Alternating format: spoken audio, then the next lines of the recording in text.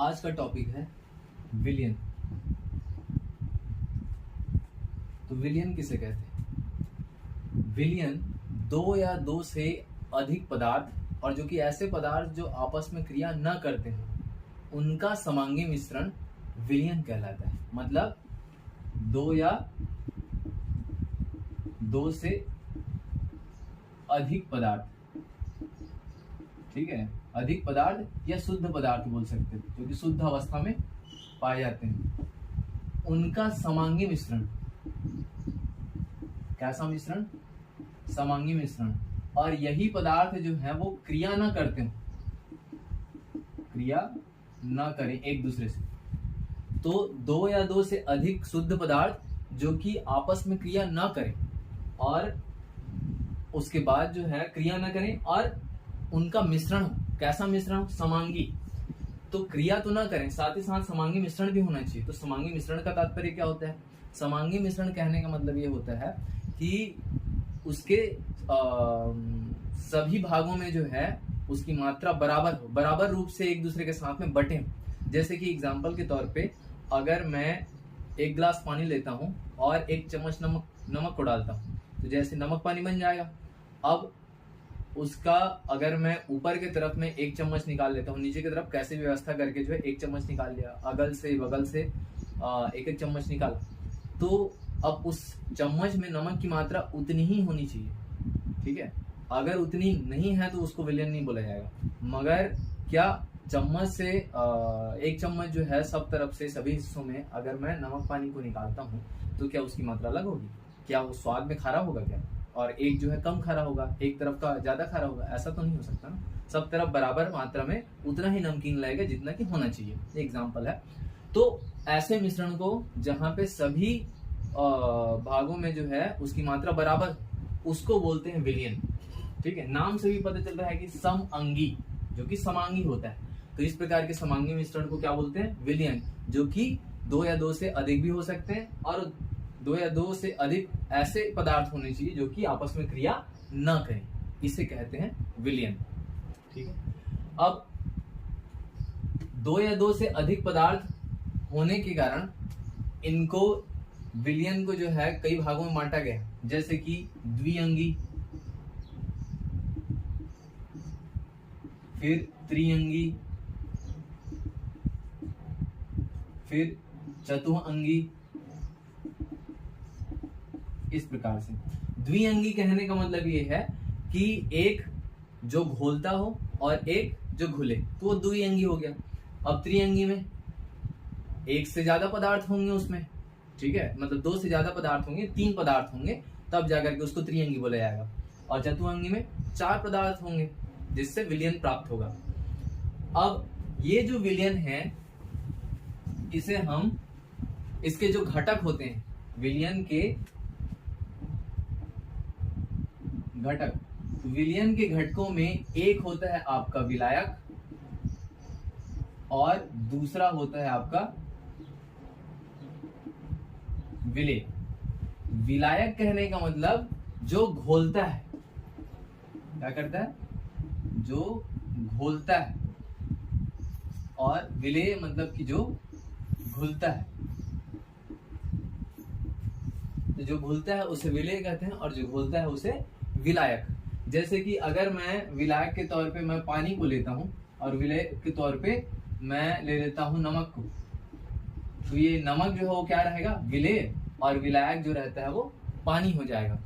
तो अब ये विलेय जो है और भी कई हो सकते हैं, जैसे नमक के साथ में हम लोग शक्कर भी ले सकते हैं, शक्कर और पानी करके उसमें नींबू पानी भी मिक्स कर सकते हैं। तो अब वो विलेय जो है, जैसे कि नमक के साथ साथ अगर शक्कर को ले लिया गया, दोनों को घोल दिया गया, तो अब ये क्या हो जाएगा? देखो, सबसे पहले पानी था और ये नमक था, तो दो पदार्थ का मिश्रण बन रहा था, तो इसलिए इसको द्विअंगी विलयन बोलते हैं, नमक पानी को।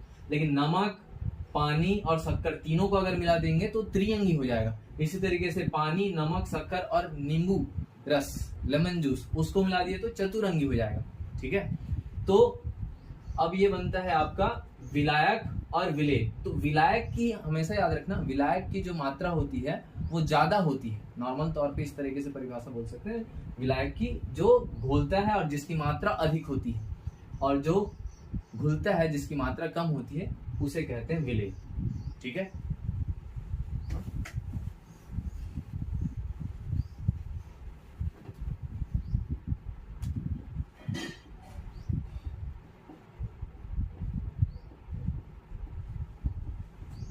अब देखते हैं विलयन के प्रकार। तो विलयन के प्रकार जो हैं वो होते हैं आपके 3 प्रकार के। कितने प्रकार के? 3। तो उसके अवस्था के आधार पे 3 प्रकार के होते हैं। तो अब देखते हैं विलयन के प्रकार। विलयन के प्रकार जो होते हैं उनके अवस्था के आधार पर देखा जाता है। अवस्था मतलब ठोस, द्रव और गैस की अवस्था। तो जब विलायक जो है उसकी प्रकृति ठोस अवस्था में होती है, विलायक जो है उसकी प्रकृति द्रव अवस्था में होती है, और विलायक की प्रकृति जब गैस अवस्था में होती है, उसके आधार पे जो है हम लोग ठोस विलयन, द्रव विलयन और गैस विलयन जो है वो बांटा जाता है। तो अब जब विलायक जब ठोस है तो विलेय हो सकता है कि ठोस भी हो, द्रव अवस्था में हो और गैस अवस्था में हो। जब विलायक ठोस और विलेय भी ठोस हो, तो जैसे कि कांसा या कांस्य या पीतल जो पदार्थ होते हैं, तो जैसे कॉपर और जिंक का मिश्रण जो होता है, कॉपर और टीन का मिश्रण होता है, उसको कांसा और पीतल बोला जाता है। इसी तरीके से ठोस में द्रव के साथ में जो विलयन प्राप्त होता है, जैसे कि सोडियम में पारा का अमलगम। ठीक है।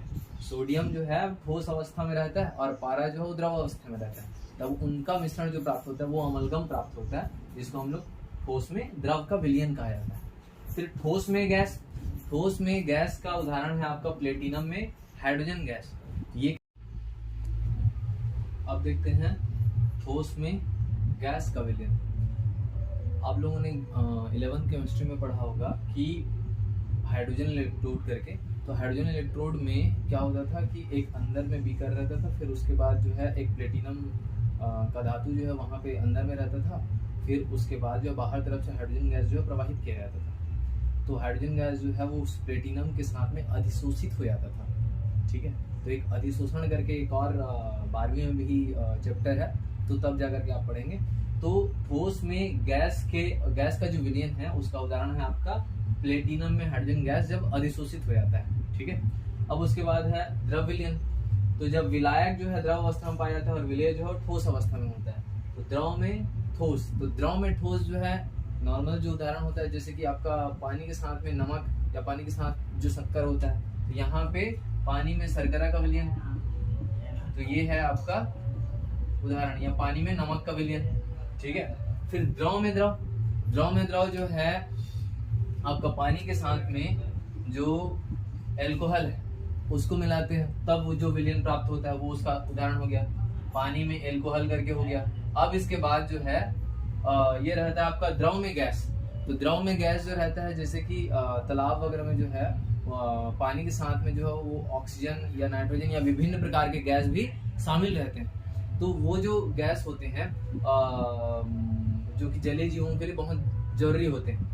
तो बाद में इसका हेनरी का नियम करके भी है, उसको पढ़ेंगे अभी। तो फिर द्रव में गैस का विलयन, तो ये हो जाएगा आपका पानी के साथ आपका ऑक्सीजन गैस जो मिला रहेगा। ठीक है। अब देखते हैं गैस विलयन। तो गैस में ठोस अगर रहेगा तो गैस में ठोस कहने का मतलब है वायु में जब कपूर रहता है। ठीक है। तो वायु में जो है वो कपूर, इसका विलयन जो रहता है वो गैस में ठोस का होता है। गैस में द्रव, जैसे कि आपका इस वायु की जगह पे हम लोग नाइट्रोजन गैस भी ले सकते हैं। तो नाइट्रोजन गैस में जो है वो कपूर जब मिलता है तब। ठीक है। तो अब ये गैस में द्रव जो रहता है, गैस अवस्था में आपका विलायक रहेगा और द्रव अवस्था में विलेय रहता है। तो ऐसा रहता है आपका जो जल वाष्प रहता है। ठीक है। तो जल वाष्प जो रहता है वो आपका द्रव अवस्था में रहेगा, और जो गैस जो रहेगा ये वायुमंडल की जितने भी वायु जो रहते हैं वो, तो वायु के साथ में जल वाष्प का मिश्रण, वायु प्लस जल वाष्प। ठीक है। अब इसके बाद जो है गैस में गैस का, तो गैस में गैस का तो नॉर्मल जो सभी वायुमंडल में, मतलब वायुमंडल में जितने भी गैसें होती हैं, जैसे कि ऑक्सीजन, नाइट्रोजन, हाइड्रोजन, ये सभी मिल करके एक विलयन बना रहे हैं, वही गैस में गैस है। ठीक है। ये पूरा वायु में उपस्थित मिश्रण, वायु का मिश्रण या गैस का मिश्रण, ठीक है। तो ये आता है आपका गैस में गैस विलयन करके।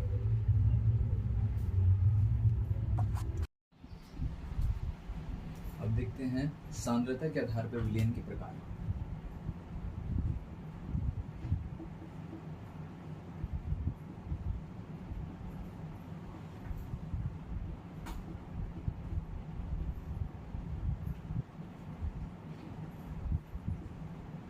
तो पहला है संतृप्त विलयन,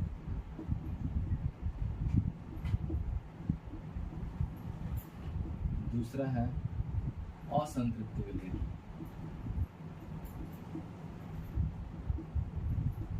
तीसरा है अति संतृप्त विलयन,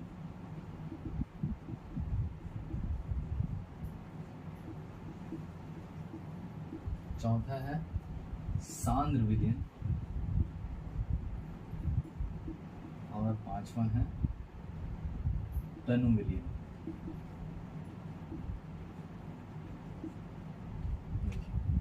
तो तनु विलयन जो होता है, तनु विलयन उस विलयन को कहते हैं जहां पे विलेय की मात्रा बहुत कम, विलेय की मात्रा कम, और जो सांद्र विलयन होता है जिसमें विलेय की मात्रा अधिक हो।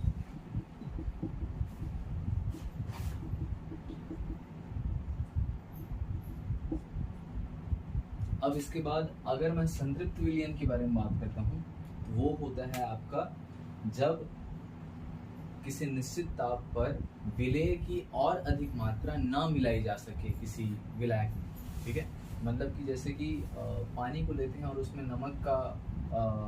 नमक जो है थोड़ी मात्रा मिलाई जाती है। जैसे कि 1 गिलास पानी है, उसमें 1 चम्मच मिलाया, फिर 2 चम्मच मिलाया, फिर 3 चम्मच मिलाया, उसके बाद और चम्मच अगर मैं नमक का जो है वो जोड़ना चाहता हूँ, उसमें मिलाना चाहता हूँ, वो नहीं मिल पाता, ठीक है।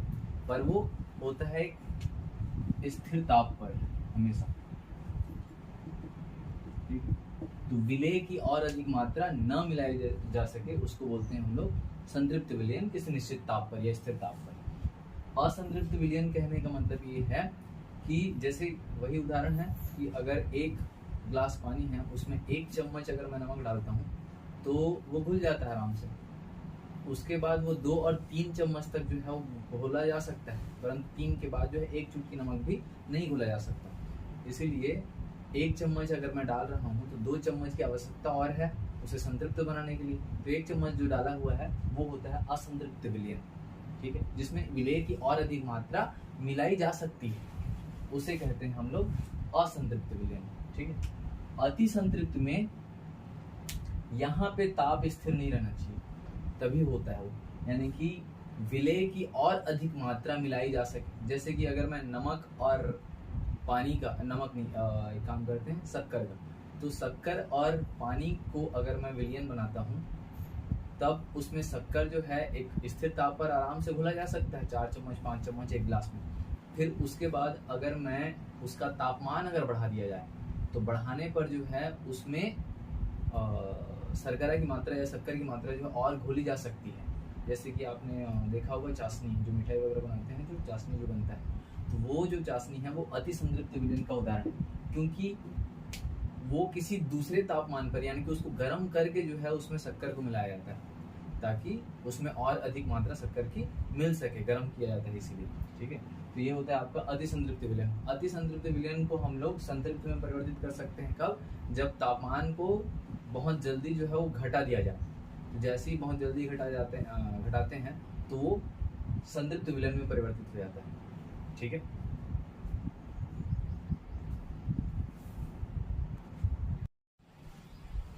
अब देखते हैं किसी विलयन की सांद्रता को व्यक्त करने के तरीके। तो विलयन की सांद्रता व्यक्त करने के लिए यहाँ पे कुछ तरीके दिए हुए हैं। पहला है द्रव्यमान प्रतिशत, फिर आयतन प्रतिशत, द्रव्यमान, आयतन प्रतिशत, मोलरता, मोलरता, मोल प्रभाज और पार्ट्स पर मिलियन, इसको बोलते हैं पार्ट्स पर मिलियन, पीपीएम करके, ठीक।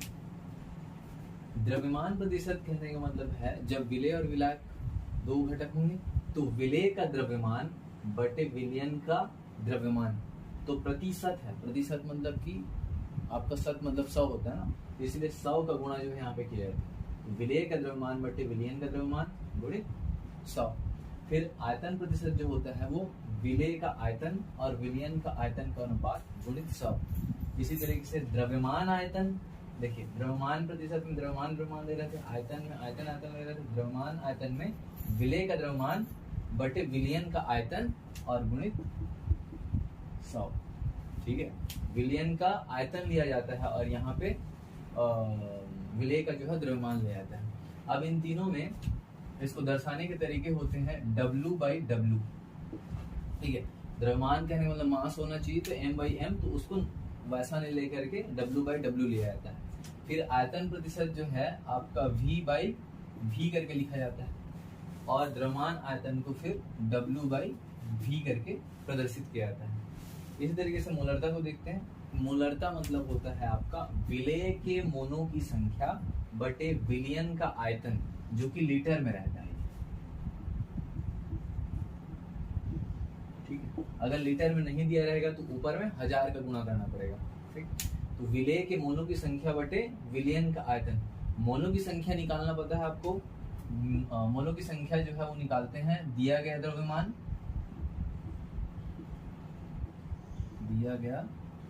द्रव्यमान, बटे मोलर द्रव्यमान,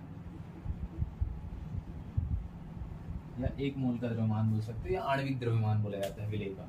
ठीक है, तो विलेय के मोनों की संख्या और विलयन का आयतन, इन दोनों का अनुपात को जो है वो मोलरता बोला जाता है। या तो विलेय के मोनों की संख्या पर लीटर विलयन में, ऐसा भी परिभाषित किया जाता है। तो इसका जो इकाई जो होगा वो कितना हो जाएगा, मोल और पर लीटर, तो मोल लीटर इनवर्स करके ये हो जाता है इकाई। और इस मोलरता को हम लोग कैपिटल M से प्रदर्शित करते हैं। जैसे कि मान के लो कोई विलयन जो है 10 मोलर का है, इसका मतलब ये है कि 10 मोल विलेय की संख्या है, विलेय के अणुओं की संख्या, मोलों की संख्या बोल सकते हैं। तो कितने में, 1 लीटर विलयन में। ठीक है, 1 लीटर विलयन में विलेय के मोलों की संख्या 10 मोल है। ठीक है, अब इसी तरीके से आगे चलते हैं मोललता में। तो मोललता में विलेय के मोलों की संख्या, लेकिन यहाँ पे हो जाता है विलायक का द्रव्यमान, जो कि किस में रहता है, केजी में, किलोग्राम में। और किलोग्राम में नहीं रहेगा तो वहां पे 1000 का गुणा करना पड़ेगा। ठीक है, ऊपर की तरफ। तो मोललता विलेय की मोलों की संख्या बटा विलायक का द्रव्यमान। यहाँ पे कंफ्यूज मत होइएगा, मोललता जो रहता है वो विलायक का द्रव्यमान नीचे में रहता है, और यहाँ पे मोलरता जो है विलयन के आयतन जो है, विलयन का आयतन जो है वो नीचे में रहता है लीटर में। ठीक है, अब मोलरता को प्रदर्शित करते हैं हम लोग स्मॉल m से, और इसका जो इकाई होता है ये देखिए मोल, और ये केजी, तो मोल पर केजी या मोल केजी इनवर्स करके होते हैं इसका इकाई। अब मोल प्रभाज, तो विलेय के मोलों की संख्या बटे विलयन के कुल मोलों की संख्या। मान के चलिए कि अगर Na जो है विलायक के मोलों की संख्या है, और ये क्या है, विलायक। ठीक है, और Nb जो है वो विलेय के मोलों की संख्या है। तो मोल प्रभाज अगर मैं निकालूंगा किसका, विलेय का, तो वो हो जाता है आपका विलेय का मोल प्रभाज। तो ये हो जाता है, इस मोल प्रभाज को हम लोग प्रदर्शित करते हैं काई से। किससे, काई से, या तो कहीं कहीं पे छोटा x करके भी निरूपित किया जाता है। तो ये हो जाता है आपका मोल प्रभाज किसका, विलेय का है, तो विलेय को हम लोग b से निरूपित कर रहे हैं, तो इसीलिए ये हो जाएगा आपका काई b इक्वल्स टू विलेय के मोलों की संख्या। तो विलेय के मोलों की संख्या है Nb, तो यहाँ पे लिख सकते हैं Nb बटे विलयन की कुल मोलों की संख्या। तो विलयन में अगर 2 घटक हैं, यानी कि एक विलेय है और एक विलायक है, तो दोनों के मोलों की संख्या का योगफल, तो Na प्लस Nb कर दिया जाता है। ठीक है, ये आता है chi b equals to Nb upon Na plus Nb। ये होता है आपका मोल प्रभाज। इसी तरीके से अगर मैं विलयन का मोल प्रभाज, विलायक का मोल प्रभाज अगर निकालूं तो वो हो जाएगा काई a इक्वल्स टू, ये कितना हो जाएगा, Na upon Na plus Nb। ठीक है, अब देखो इतने में विलायक के मोल प्रभाव जो है वो Na/Na+NB। इससे जुड़ी हुई एक खास बात जो है वो मैं बताता हूँ कि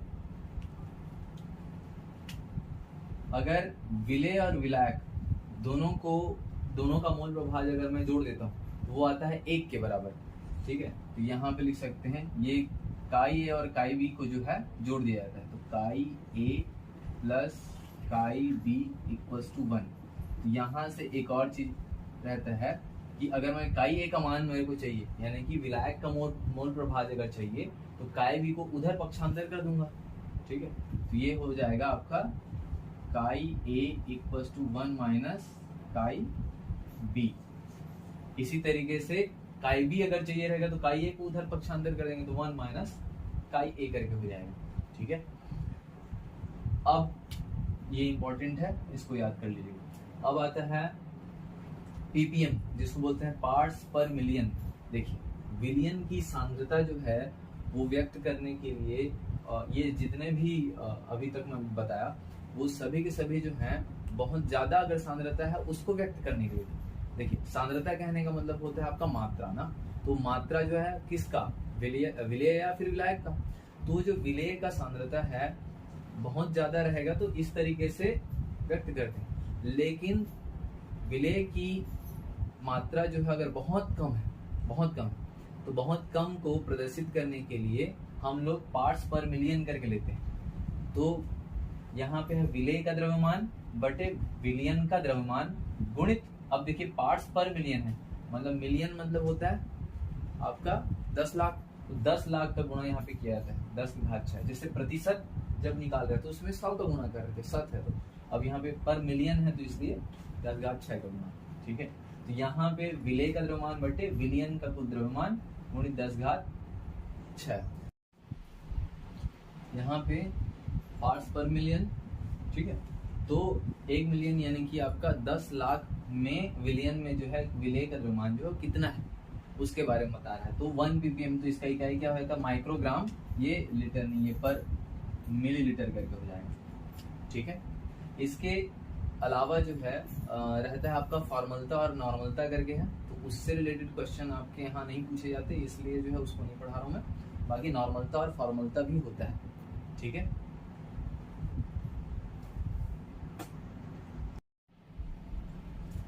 देखते हैं। ये द्रव्यमान प्रतिशत का है, ये आयतन प्रतिशत का न्यूमेरिकल है जिसको हम लोग सॉल्व करते हैं। यदि 90 ग्राम जल में 10 ग्राम NaCl घोला गया, विलयन की प्रतिशत सांद्रता ज्ञात कीजिए। ठीक है, तो यहाँ पे है विलेय और विलायक को जो है अच्छे से देखना है, कौन विलेय और कौन विलायक। तो विलायक कौन होता है, जिसकी मात्रा ज्यादा होती है, और विलेय कौन होता है, जिसकी मात्रा कम होती है। तो यहाँ पे किसकी मात्रा ज्यादा है, 90 ग्राम जल है, इसका मतलब ये हो जाएगा आपका विलायक, तो ये हो जाएगा आपका विलायक। और ये 10 ग्राम NaCl है, ये क्या हो जाएगा, विलेय। ठीक है, तो यहाँ पे द्रव्यमान प्रतिशत बराबर क्या होता है, विलेय का भार या द्रव्यमान बटे विलयन का भार या द्रव्यमान गुणित 100 करते हैं। तो अब विलेय का भार जिसकी मात्रा कम है NaCl, तो 10 ग्राम है, तो यहाँ पे 10 ग्राम लिख देते हैं। अब विलयन का भार जो है वो विलेय और विलायक दोनों को मिला करके लिखना पड़ेगा ना, इसलिए विलायक कौन है, जल, और विलेय कौन है, NaCl। दोनों को मिलाने पे जो है कितना कितना है, ये 90 और 10 ग्राम दोनों को जोड़ दिया जाता है, तो 90 धन 10 गुणित 100, तो ये हो जाता है आपका 10 बटा 90 10 100 इंटू 100, ये हो जाएगा 100 कैंसिल, तो ये हो जाएगा आपका 10% W/W। ठीक है, ये आंसर है आपका। इसी तरीके से आयतन प्रतिशत से रिलेटेड जो है क्वेश्चन को करते हैं। यदि 10 मिलीलीटर एथेनॉल को 90 मिलीलीटर जल में घोलते हैं तो विलयन की प्रतिशत सांद्रता ज्ञात कीजिए। तो इसमें विलेय और विलायक कौन सा है, तो विलायक क्या होता है, जिसकी मात्रा ज्यादा। तो यहाँ पे 90 मिलीलीटर जल इसमें घोल रहे हैं, यानी कि ये हो जाएगा आपका विलायक, और 10 मिलीलीटर एथेनॉल ये क्या हो जाएगा, ये होगा आपका विलेय। तो अब यहाँ पे आयतन प्रतिशत बराबर कितना हो जाएगा, विलेय का आयतन, विलेय का आयतन बटा विलयन का आयतन गुणित 100। तो अब विलेय का आयतन कितना है भाई, तो विलेय का आयतन है जिसकी मात्रा कम है वो विलेय, यानी कि 10 मिलीलीटर एथेनॉल, तो ये हो जाएगा 10। विलयन का आयतन कितना है, एक विलेय और विलायक दोनों को मिला करके, तो ये 90 और ये 10, दोनों को जोड़ देंगे फिर से गुणित 100, तो ये आएगा 10/100 गुणित 100, तो 100 से 100 कैंसिल, तो ये आएगा आपका 10, ये 10% V/V आंसर इतना है।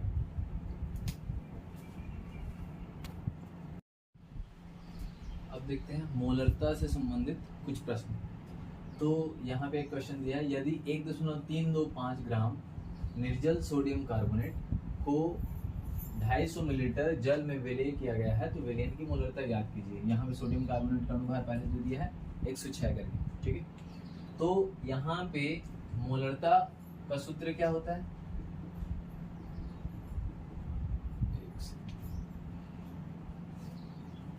मोलरता बराबर विलेय की मोलों की संख्या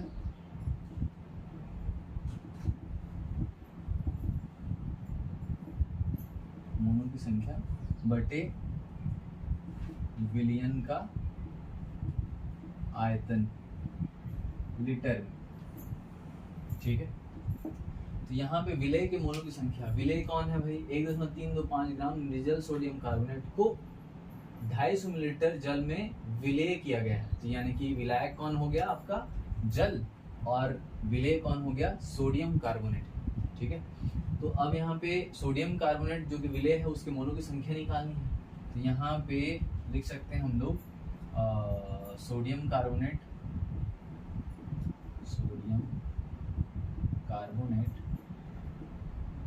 का के मोलों की संख्या,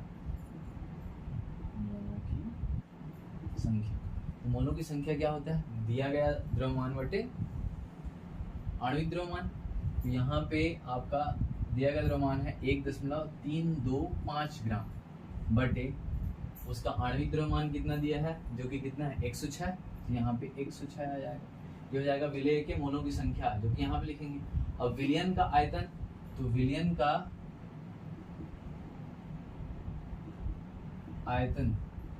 विलयन का आयतन दिया हुआ है यहाँ पे 250 मिलीलीटर जल है। अब देखिए 250 मिलीलीटर जल की तुलना में सोडियम कार्बोनेट जो है बहुत ही कम मात्रा में है, तो विलयन का कुल आयतन जो है 250 प्लस ये इस ग्राम को ना तो आयतन में परिवर्तित करेंगे, तो यहाँ पे टोटल आयतन या कुल आयतन जो है वो 250 मिलीलीटर ही होगा, ठीक है।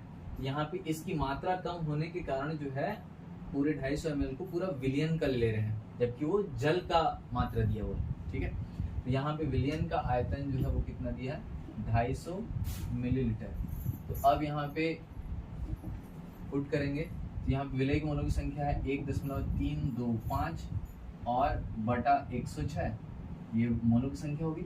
विलयन का आयतन जो दिया हुआ है वो है 250 ml, तो 250 ml है, इसको लीटर में परिवर्तित करना है, लीटर में दिया है, तो यहाँ पे बटे 1000 करना पड़ेगा, तो ये हो जाएगा आपका 1.325 बटे 106 गुणित 250 और इंटू 1000 करें, ठीक है। तो ये 1 0 से 1 0 कैंसिल, 25 से कम 25, 25 4 100। यहाँ पे एक और चीज 1.325 बटे ये 106 है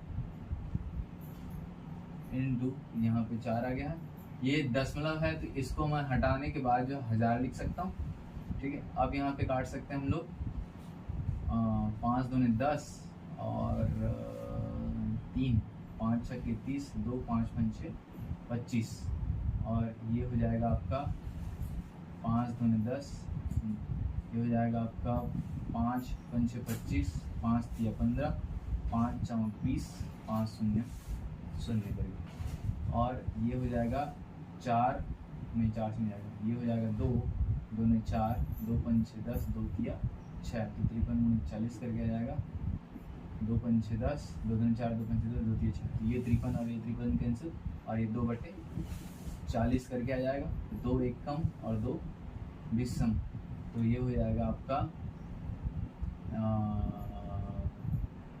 20 पंचे 100, तो ये 5/100 लिख सकता हूँ, तो 0.05 ये हो जाएगा आपका मोलरता का मान।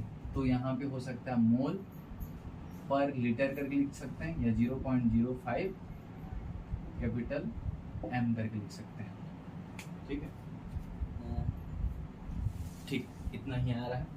अब देखते हैं NaOH के 0.25 मोल प्रति लीटर विलयन का क्या तात्पर्य है।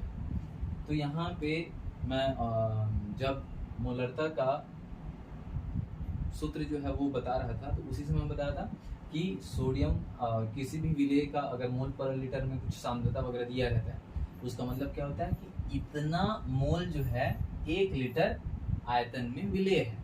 तो यहाँ पे सोडियम हाइड्रोक्साइड के मोलों की संख्या जो है कितनी होगी, 0.25 मोल होंगे कितने में, 1 लीटर विलयन के आयतन में उपस्थित रहेंगे। ठीक है, इसका तात्पर्य यही है।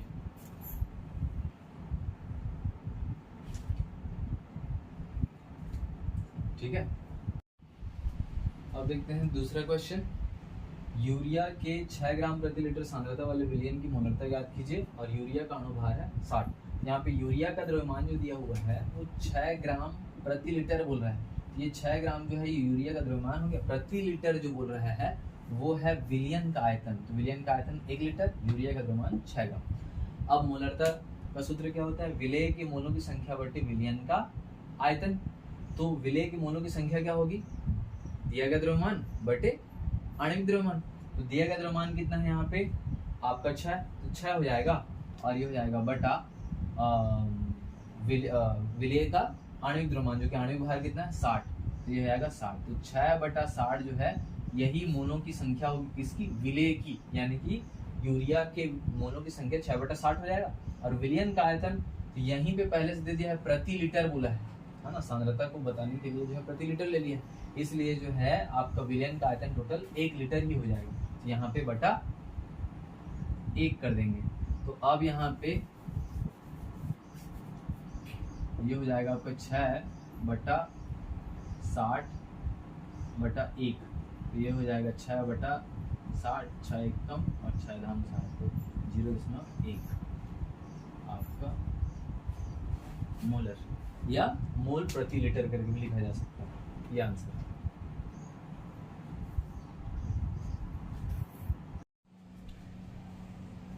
अब देखते हैं मोलरता से संबंधित नेक्स्ट क्वेश्चन।